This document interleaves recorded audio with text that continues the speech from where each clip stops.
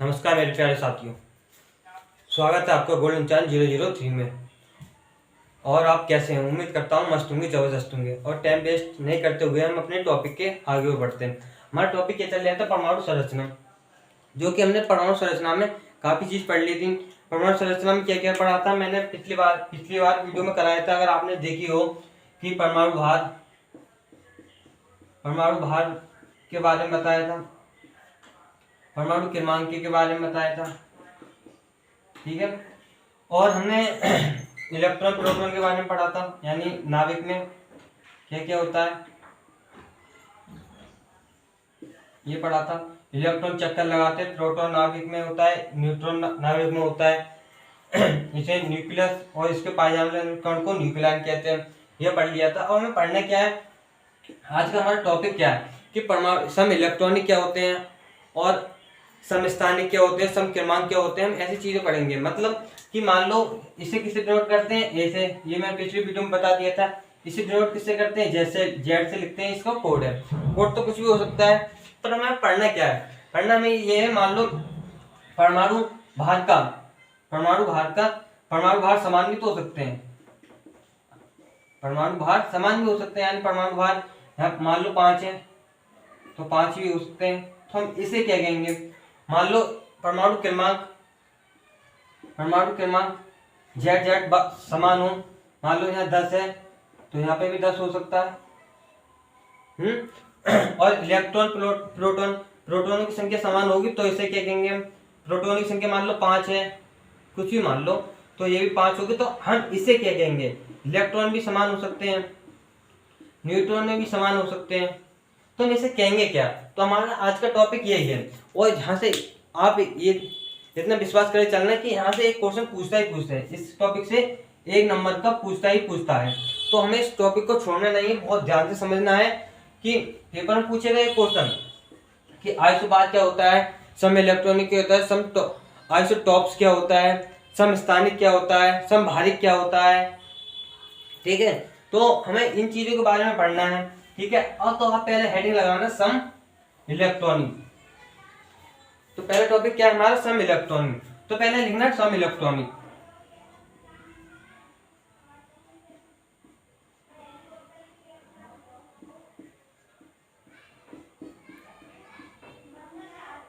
सम electronic यानी सम electronic क्या होता है, सम इलेक्ट्रॉनिक क्या होता है, और इसे इंग्लिश में कहेंगे आइसो इलेक्ट्रॉनिक कहेंगे। सम इलेक्ट्रॉनिक क्या होता है, इसके कुछ एग्जाम्पल देख लो। एग्जाम्पल क्या हो सकते हैं, मान लो ऑक्सीजन। सम इलेक्ट्रॉनिक, पहले मैं इसकी परिभाषा बता देता हूँ। वैसे तत्व जिनमें इलेक्ट्रॉनों की संख्या समान हो, वैसे तत्व जिसमें इलेक्ट्रॉनों की संख्या समान हो। हमने पिछली वीडियो में पढ़ा था, मान लो नाइट्रोजन हमारे पास 7 14, ये पढ़ा था हमने पिछली वीडियो में। अगर आपने देखी हो वीडियो, तो इसमें ए पढ़ लिया था, जेड पढ़ लिया था, इलेक्ट्रॉन पढ़ लिए थे, प्रोटॉन पढ़ लिए थे, न्यूट्रॉन पढ़ लिए थे। अब बताओ इसे निकालते कैसे हैं। तो परमाणु भार क्या होता है, परमाणु भार यानी 14 होता है, तो इसे ए से डिनोट करते हैं। और परमाणु क्रमांक यानी द्रव्यमान कितना उसको होता है 7, तो हम इसको 7 लिखेंगे। इलेक्ट्रॉन प्रोटॉन के बारे में पढ़ा था, 7 7 होगा। और न्यूट्रॉन कैसे निकालते हैं, ए माइनस जेड से निकालते हैं, ठीक है। ये हमने पढ़ लिया। तो अब इसमें देखते हैं सम इलेक्ट्रॉनिक वो होते हैं, वैसे तत्व होते हैं, वैसे तत्व जिनके इलेक्ट्रॉनों की संख्या समान हो, ऐसे तत्व इलेक्ट्रॉनों की संख्या समान हो। इसमें इलेक्ट्रॉनों की संख्या समान कैसे हो सकती है, अब ध्यान से समझना, बहुत ही इंटरेस्टिंग टॉपिक है। अब देखो, मान लो मेरे पास ऑक्सीजन है, ऑक्सीजन 8, इसमें माइनस के 2 हो गए। तो बताओ इसमें इलेक्ट्रॉनों की संख्या कितनी है, इलेक्ट्रॉनों की संख्या कितनी है। तो इसमें इलेक्ट्रॉन कितने हुए, 8 हैं। माइनस है तो 2 ग्रहण करे हैं, यानी माइनस है तो इसका मतलब ऑक्सीजन ने 2 ग्रहण करे हैं, तो कितने हो जाएंगे इलेक्ट्रॉन, 10 हो जाएंगे, ठीक है। कोई कोई यहाँ तक तो कोई बात नहीं है, इतना समझ में आएगा। इतने भी समझ में आया। फिर मान लो मैग्नीशियम, Mg ले लो, Mg में 2 प्लस हो गए और 12 हो गए, ठीक है। अब प्लस है तो प्लस का मतलब यानी त्याग दिया है। इलेक्ट्रॉन कितने थे, इलेक्ट्रॉन 12 थे। माइनस का मतलब, वो प्लस का मतलब त्याग दिए, 2 त्याग दिए, कितने बचे 10। ठीक है, इलेक्ट्रॉन की संख्या इधर भी 10 इधर भी 10। अब Al ले लो, एल्यूमिनियम, तो कितने हो गए 13, और यहाँ कितना आएंगे 3 प्लस में। ये याद रखना, अगर ये प्लस माइनस लेगा तो प्लस नहीं लेगा, अगर प्लस लेगा तो माइनस नहीं लेगा, दोनों एक साथ नहीं ले सकता। ऐसा नहीं है कि प्लस भी ले ले और माइनस भी ले ले। तो अब बताओ इलेक्ट्रॉनों की संख्या कितनी है, वो बच्चा बता सकता है जिन्होंने पिछली क्लास में देखा हो। इलेक्ट्रॉनों की संख्या, इलेक्ट्रॉन प्रोटॉन की संख्या इसमें समान होती है। तो इलेक्ट्रॉन कितने, इलेक्ट्रॉन है 13 है इलेक्ट्रॉन, माइनस यानी इलेक्ट्रॉन 13 है। अब प्लस 3, 1 2 3 यानी 3 प्लस है आगे से, तो इसका मतलब उसने त्याग दिया, 3 त्याग दिए, तो 3 ये हो गए, 3 त्याग दिए, तो कितने बचे इलेक्ट्रॉन बचे 10, इलेक्ट्रॉन बचे 10। तो मैंने क्या कहा था आपसे कि सम इलेक्ट्रॉनिक वो होते हैं, वैसे तत्व होते हैं जिनमें इलेक्ट्रॉनों की संख्या समान हो। इलेक्ट्रॉन समान है, ये भी समान है, ये भी समान है, यानी इलेक्ट्रॉनों की संख्या तो समान है ना, 10 10 और 10। ठीक है, अब पेपर में कैसे पूछेगा, सम इलेक्ट्रॉनिक तो पूछेगा नहीं, क्यों, क्योंकि यहाँ माइनस प्लस, तो इससे तो ये पता चलता है कि इसका आदान प्रदान हो रहा है, तो आदान प्रदान हो रहा है तो इसमें जरूर सम इलेक्ट्रॉनिक होगा। तो आपसे पूछेगा आइसो इलेक्ट्रॉनिक, इंग्लिश में याद रखना इसे, इंग्लिश नहीं इंग्लिश पूछेगा तुमसे, तो क्या पूछेगा आपसे पूछ लेगा इसे, सम इलेक्ट्रॉनिक तो पेपर में पूछना नहीं है, तो उसे पूछा आइसो इलेक्ट्रॉनिक, इसमें आइसो इलेक्ट्रॉनिक कौन से हैं।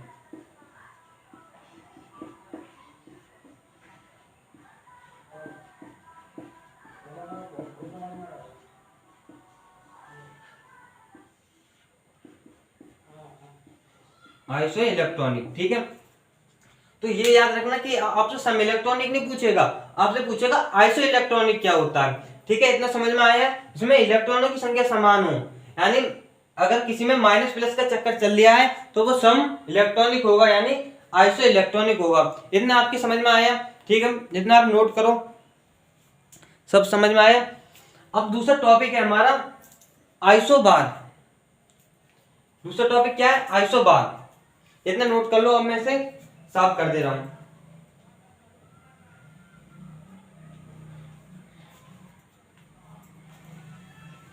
ठीक है, इतना तो हो गया।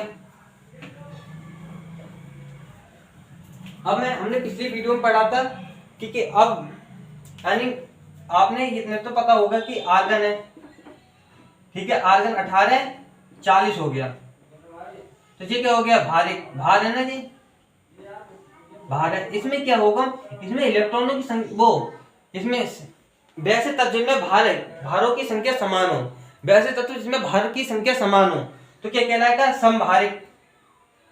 अब मान लो A 40 हो गया और दूसरे का भी A 40 हो, तो ये तो समान है ना, तो इसको कहेंगे समभारिक।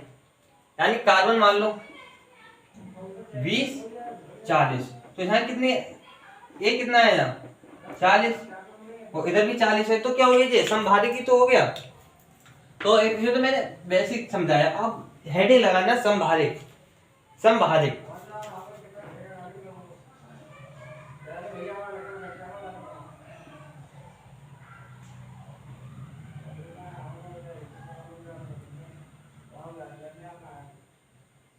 समभारिक, ठीक है, इसे इंग्लिश में क्या कहेंगे, इसे इंग्लिश में कहेंगे, इधर लिख लो, दूसरा ही तो है समभारिक।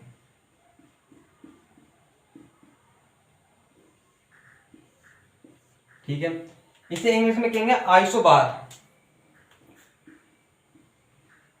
आइसोबार।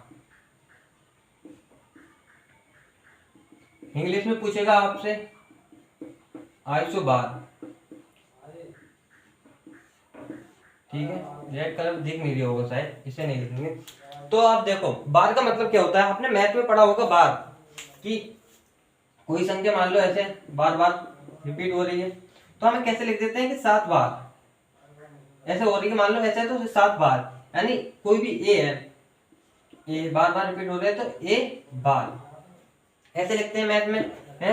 अब इसमें क्या होगा, वैसे इलेक्ट्रॉन, वैसे तत्व जिनमें समभार, वैसे इलेक्ट्रॉन में भारों की संख्या समान हो, समभारी कहलाता है। जो परिभाषा नोट करना चाहे वो नोट कर ले, वरना ऐसी एग्जाम्पल के साथ समझ लेना। अब मान लो क्या होगा, मान लो हमारे पास कार्बन है यानी C14 और 6, ये इनके n क्रमांक और भार होते हैं, ठीक है। दूसरा क्या है, ठीक है, तो जहां इलेक्ट्रॉनों की संख्या समान है ना, वो सॉरी भार की संख्या समान है ना, देखो ऊपर भार ऊपर क्या होता है, भार होता है ना, इसमें समान है। अब आर्गन हो गया, आर्गन का कितना होता है और कैल्शियम के कितना होता है, तो आर्गन का 18-40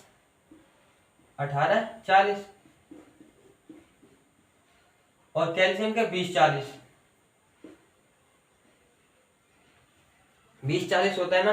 तो इसमें देखो इलेक्ट्रॉन यानी इसमें देखो भार, यानी भार की संख्या कितनी है, इसमें भार 40 इसमें भी है और भार इसमें भी 40 है, ये समान है।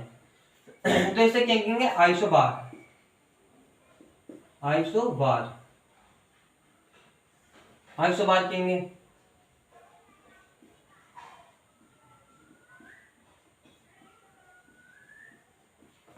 वैसे तत्व जिनमें भारों की संख्या समान हो समभारी कहलाते हैं, इसे इंग्लिश में आइसोबार कहते हैं। पेपर में इंग्लिश में पूछेगा कि हिंदी में पूछेगा नहीं, हिंदी में इसमें पता ही चल जाएगा कि समभारिक यानी भार के बारे में पूछ रहा है। तो इसमें 14 यानी आइसोबार हो गया। यहाँ 40 कैल्शियम 14 नाइट्रेट 14, तो इसमें भारों की संख्या समान है और आर्गन और कैल्शियम की संख्या समान है, तो इसमें क्या होगा, आइसोबार यानी इसमें हाइट यानी भारों की संख्या हो तो आइसोबार कहलाएगा, ठीक है। अब हमारा अगला टॉपिक क्या है, अगला टॉपिक है आइसोटॉप, यानी अब इलेक्ट्रॉनों की संख्या समान हो गई, भार की संख्या समान हो गई। अब तीसरा टॉपिक लिखना हमारा आइसोटॉप्स, ठीक है, जिसमें आप पहले इतना करो फिर हम साफ करके आगे बढ़ते हैं।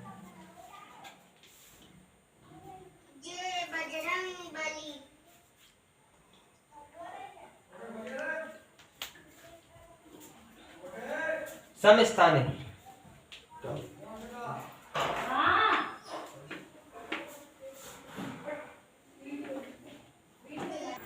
अब तीसरा हेडिंग लगाओ, तीसरा क्या है, समस्थानिक, क्या है,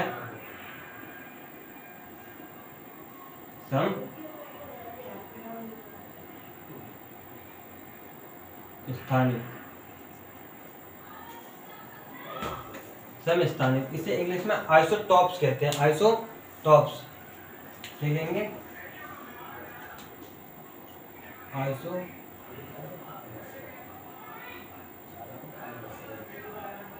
आइसोटॉप्स कहते हैं, इसे इंग्लिश में क्या कहते हैं, आइसोटॉप, यानी समस्थानिक क्या होते हैं, वैसे तत्व जिनका परमाणु क्रमांक समान होता है, कि सही से जो परिभाषा नोट करना चाहे वो नोट कर ले, वरना ध्यान से सुन लेना। वैसे तत्व जिनका परमाणु क्रमांक समान होता है परंतु प्रोटॉनों की संख्या समान होती है, प्रोटॉनों की संख्या समान होती है और परमाणु क्रमांक भी समान होता है, परंतु परमाणु द्रव्यमान भिन्न भिन्न होते हैं, परमाणु द्रव्यमान भिन्न भिन्न होते हैं। नहीं समझ में आया, कोई बात ना, एग्जाम्पल से समझेंगे।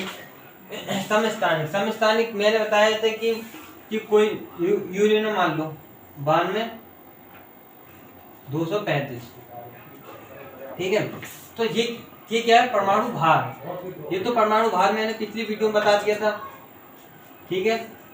ये क्या, परमाणु क्रमांक, परमाणु क्रमांक, तो डेफिनेशन में क्या कह रहा है, वैसे तत्व जिनमें परमाणु क्रमांक यानी नीचे क्रमांक, परमाणु क्रमांक समान हो, क्या कहलाता है, समस्थानिक। इसमें प्रोटॉनों की संख्या भी समान होती है, प्रोटॉन की संख्या समान होती है, परंतु द्रव्यमान भिन्न भिन्न होता है, मैंने ये अगले वीडियो में बता दिया था, अगर आपने नहीं देखी है तो आप प्लेलिस्ट में वीडियो पड़ी हुई है, पहले को जाके देख लें। समस्थानिक का मतलब क्या होता है, अभी हमने एक एग्जाम्पल लिया था कि यूरेनियम 92,235। तो समस्थानिक यानी समस्थानिक का मतलब क्या होगा, यानी आप जब कभी टॉप करते हैं, कोई भी टॉप करता है तो क्या कहते हैं, टॉप किया है तुमने। टॉप्स का मतलब तुमने टॉप किया, तुम कौन से स्थान पे आए, तुम कौन से स्थान पे आए। तो 92, यूरेनियम कितने पे आता है, 92 पे। तो जिनके परमाणु क्रमांक यानी परमाणु क्रमांक समान हो तुम क्या कहलाएंगे, समस्थानिक। जैसे अब एक एग्जाम्पल लेना, अब पहले ले लेते हैं हम हाइड्रोजन। हाइड्रोजन ले लेंगे, पहले ले लेते हैं हम हाइड्रोजन ही ले लेते हैं। अब हाइड्रोजन देखो, हाइड्रोजन 1 1, दूसरा है हाइड्रोजन 1 2, दूसरा है हाइड्रोजन 1 3। ठीक है, अब ये क्या हो गया, हाइड्रोजन जलित होता है, हाइड्रोजन से जलित बनता है। ठीक है, अब ये देखें हाइड्रोजन, इसमें न्यूट्रॉनों की संख्या कितनी होगी, न्यूट्रॉनों की संख्या कितनी होगी वो आपने देखेंगे। आप पहले बताओ जी, पानी तो है, हाइड्रोजन, इसमें सब में खतरनाक कौन सा है, सब में खतरनाक होगा ये, इससे खतरनाक होगा ये, बाद में खतरनाक होगा ये हाइड्रोजन। जितने में अभी तक पानी देखे हैं, जितने में पानी देखा है अभी, यही होता है H1H2 हाइड्रोजन। ठीक है, और फिर H2 ये भारी जल होता है, DTO ये रेडियो एक्टिव पदार्थ होता है, ये इससे भी खतरनाक होता है, इससे ज्यादा खतरनाक होता है, इससे ज्यादा खतरनाक ये होता है, ये रेडियो एक्टिव पदार्थ होते हैं। ये कहाँ पाया जाता है, ये भाभा एकेडमी रिसर्च सेंटर में पाया जाता है, और ये उड़ीसा के दालचन में पाया जाता है। और ये पानी सभी जो पीते हैं वो यही तो पानी है, बैटरी में पड़ता है यही तो पानी है। डॉक्टर इंजेक्शन लगाता है, पहले पानी भरता है इंजेक्शन में, फिर दवाई मिलाता है, वो देखा है ना आपने। तो भाई ये जितना पानी हम देखे हैं वो है, अगर हम इसको पी लेंगे तो हमारे ज्यादा कुछ नहीं होगा, तबीयत खराब हो जाएगी। अगर इसे कुछ पी लिया तो खत्म हो जाओगे, बाय बाय टाटा, फिनिश ही हो जाओगे, क्योंकि बड़ा खतरनाक होता है। अगर आप इसे लेके आते हो, अगर आपने कहीं छिड़क दिया तो पूरा जितने हम छिड़क दिए वो सन्नाटा हो जाएगा। और इसे दबाने के लिए इस पानी को प्रयोग किया जाता है कि इसे बैठ सके। अब अगर ये पानी कहीं छिड़का गया, ठीक है, अब इसे छिड़कने के लिए ये पानी का यूज किया जाएगा। अब इस पानी को यूज करेंगे इसे बैठाने के लिए, अच्छे बैठ जाए। अब इसे बैठ जाएगा तो काफी इससे नुकसान होते हैं।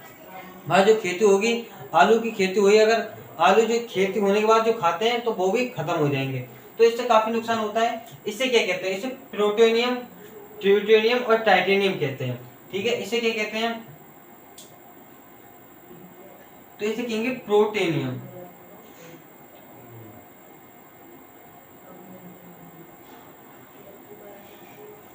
प्रोटेनियम,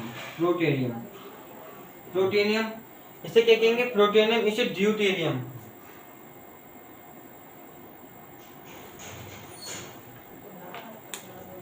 ड्यूटेरियम,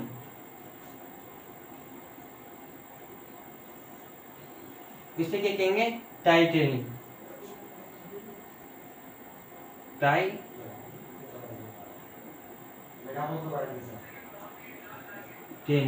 टाइटेनियम। तो इसे कहेंगे प्रोटेनियम, ड्यूटेनियम, टाइटेनियम।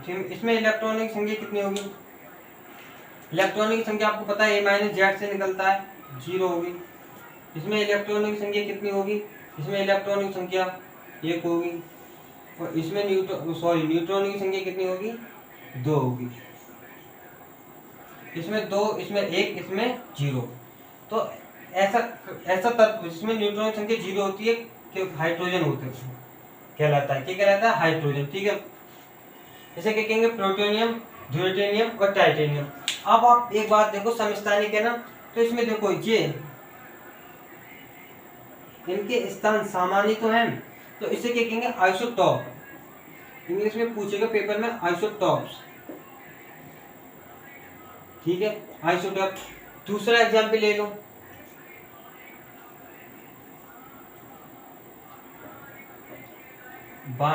यूरेनियम 92,235। ठीक है, अब यूरेनियम 92,238। ठीक है, अब इसमें देखो इनके स्थान समान है ना, 92, तो ये क्या कहलाएगा, समस्थानिक। इनके स्थान समान है, यानी स्थान तो समान है ना, तो क्या कहलाएगा, समस्थानिक। और यानी भार कितना है, 235 और 238, तो इसमें न्यूट्रॉन की संख्या कितनी होगी, इसमें न्यूट्रॉन की संख्या कितनी होगी, 143, इसमें न्यूट्रॉन की संख्या 143 होगी और इसमें होगी 146। अब न्यूट्रॉन अगर परमाणु नाभिक में न्यूट्रॉन की संख्या ज्यादा होगी तो नाभिक तो खत्म हो जाएगा, परमाणु तो खत्म हो जाएगा, तो न्यूट्रॉन की संख्या ज्यादा नहीं होनी चाहिए, या प्रोटॉन के समान हो, या एक आगे पीछे हो, एक दो, ठीक है, तो ठीक है। अगर इससे ज्यादा निकला तो परमाणु खत्म ही हो जाएगा। जो बम फटता है उसमें किसके कारण फटता है, इसमें न्यूट्रॉनों की संख्या ज्यादा होती है। अब इसका प्रयोग किसमें किया जाता है, यूरेनियम का प्रयोग किसमें किया जाता है, इसमें चट्टानों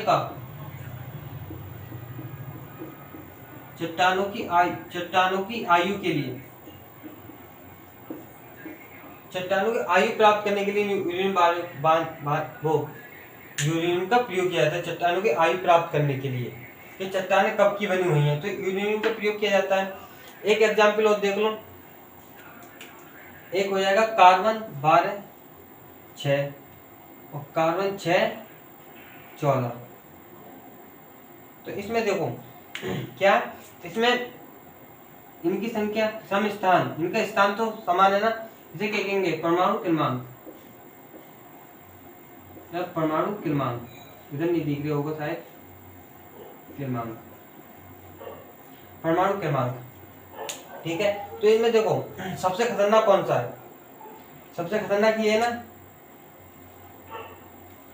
सबसे खतरनाक ये है। और समय इसमें न्यूट्रॉन की संख्या कम होगी, इसमें न्यूट्रॉन की संख्या 6 होगी और इसमें न्यूट्रॉन की संख्या 8 होगी, ठीक है। दोबारा लिख लेते हैं, एकदम इसे सही नहीं दिख रहा होगा, तो हम इधर लिख लेते हैं, हम अब इधर लिख लेते हैं। तीसरा क्या था हमारा, कार्बन C, नीचे लिख लेते हैं, कार्बन C12, कार्बन 612 और कार्बन C14। इसमें देखो, इसमें सबसे ज्यादा खतरनाक कौन सा है, इसमें सबसे खतरनाक है ये, क्योंकि ये जीवाश्म की आयु प्राप्त करने के लिए प्रयोग किया जाता है, जीवाश्म की आयु प्राप्त करने के लिए, मतलब जीवाश्म की आयु प्राप्त करने के लिए डायनासोर की हड्डी मिली तो उसमें C14 का प्रयोग किया, C14 का प्रयोग किया जाएगा उसमें। अब सिंधु घाटी सभ्यता में एक औरत की लाश मिली थी, उसका नाम था लूसी, तो उसकी एक कंकाल था, उसका कंकाल प्राप्त हुआ था, तो उसकी आयु प्राप्त करने के लिए किसका, कौन से तत्व का प्रयोग किया जाएगा, C14 का, ठीक है।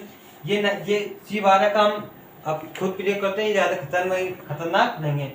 सबसे खतरनाक कौन है, C14। इसमें खतरनाक कौन सा है, 238। इसमें कौन सा खतरनाक है, 1 3, यानी हाइड्रोजन 3, ठीक है। अब देखो इसके इलेक्ट्रॉन यानी इसका स्थान समान ही तो है, ये समान है, तो ये क्या कहलाएगा, समस्थानिक, यानी आइसोटॉप्स।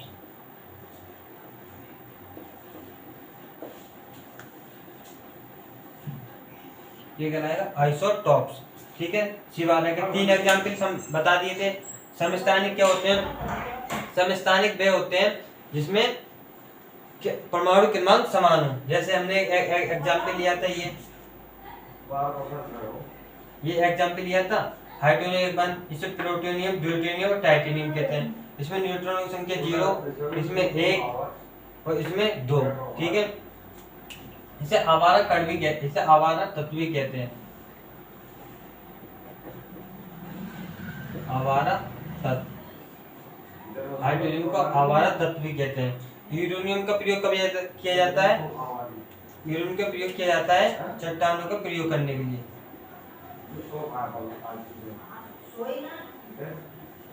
चट्टानों की आयु प्राप्त करने के लिए। वो मिट गया होगा, ठीक है। समस्थानिक का मतलब पता चल गया, इनके नीचे परमाणु क्रमांक समान होता है, सम इलेक्ट्रॉनिक कहलाते हैं। ये 3 एग्जाम्पल हो गए। हम समझते हैं अपना चौथा एग्जाम्पल। चौथे का हेडिंग लगाना सम न्यूट्रॉनिक। 3 हो गए थे ना, अब चौथा लिखो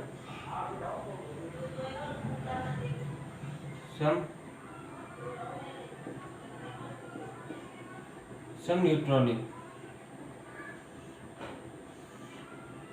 इसमें न्यूट्रॉनों की संख्या समान हो, वैसे तत्व जिसमें न्यूट्रॉनों की संख्या समान हो सम न्यूट्रॉनिक कहलाते हैं।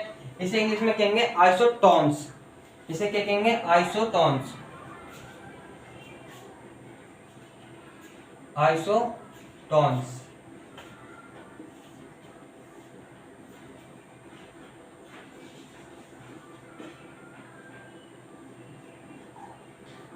पेपर में इस तरीके से पूछेगा, वैसे तत्व जिसमें न्यूट्रॉनों की संख्या समान हो, जैसे कार्बन हो गया, ठीक है, 6 13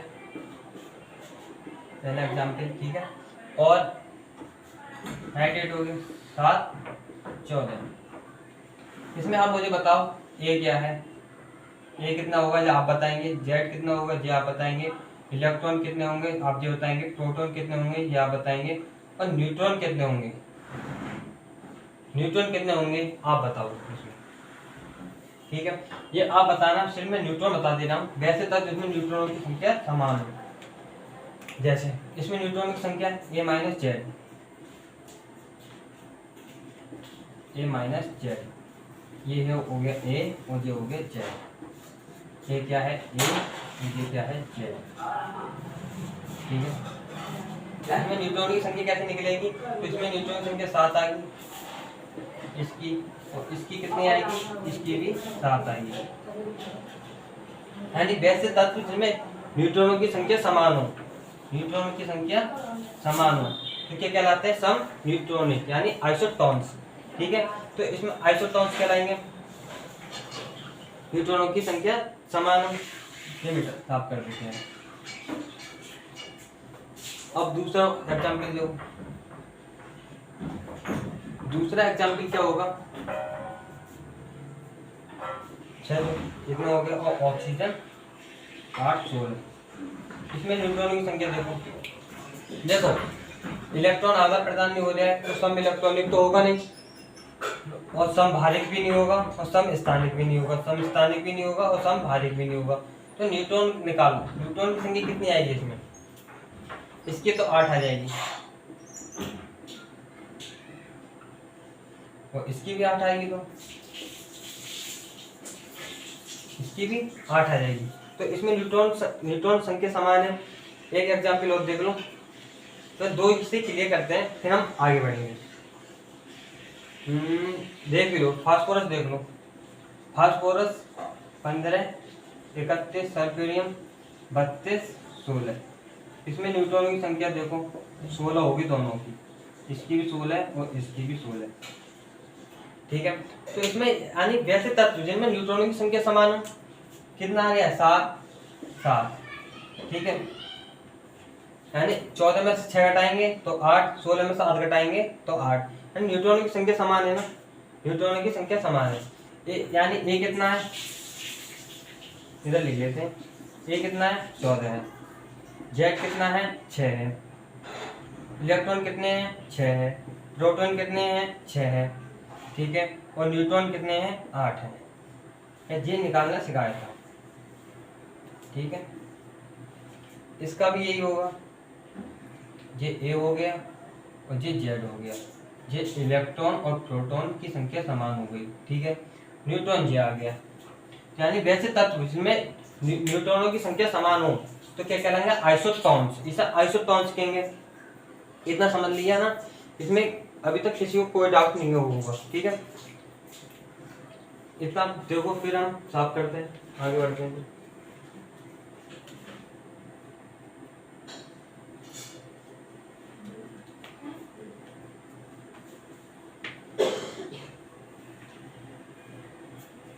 अब एक एग्जाम्पल मुझे बताओ, ये बताओ ये क्या है?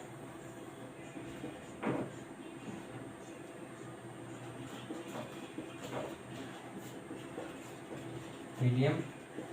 इसमें देखो इलेक्ट्रॉन का आदान प्रदान नहीं हो रहा है। हमने क्या क्या क्या पढ़ लिया हमने, आइसो इलेक्ट्रॉन ही पढ़ लिया, ठीक है, आइसो बार पढ़ लिया, दूसरा तीसरा आइसोटॉप्स,